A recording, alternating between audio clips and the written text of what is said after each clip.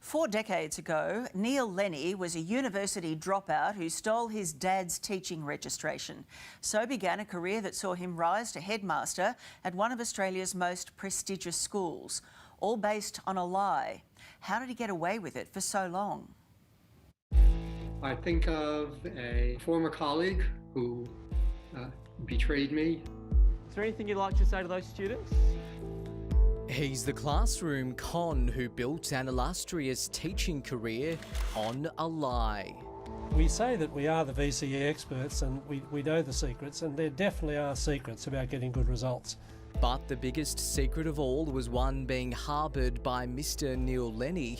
He was regarded by his students as one of the most brilliant educators, making his web of deceit almost impossible to detect. Mr. Lenny was up there with the other top teachers. So how did he pull off this charade?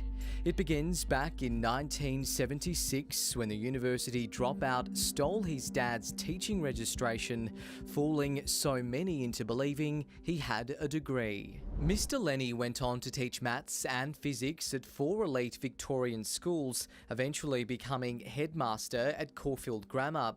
He inspired many young minds who became leaders in their fields, like top scientist Professor Sharon Lewin, among several ex-students to provide glowing character references to the court. I recall him to be one of the most outstanding teachers I had ever had.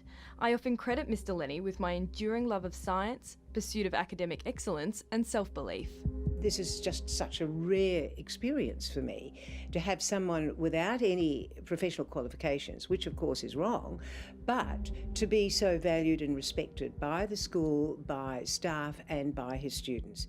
Psychologist Evelyn Field worked alongside Mr. Lenny. I really feel for him in his old age, and I just hope that the support of people like Sharon Lewin, myself and others is saying, well, you know, you still did a really good job. Hi Neil.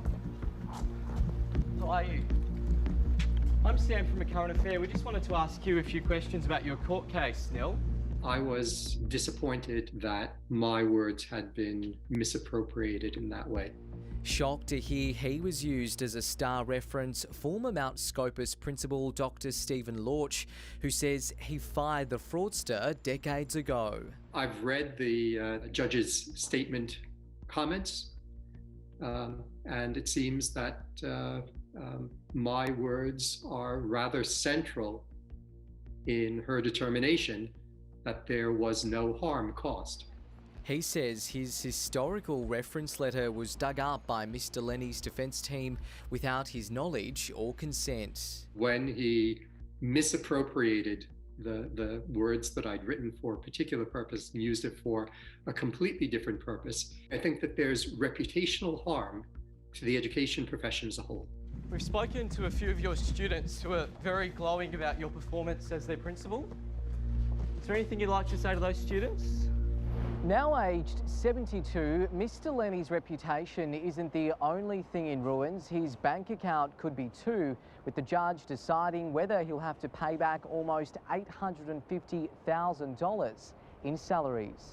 So often we have people coming in straight out of university who really don't understand what they're doing. It's all theoretical, it's not practical.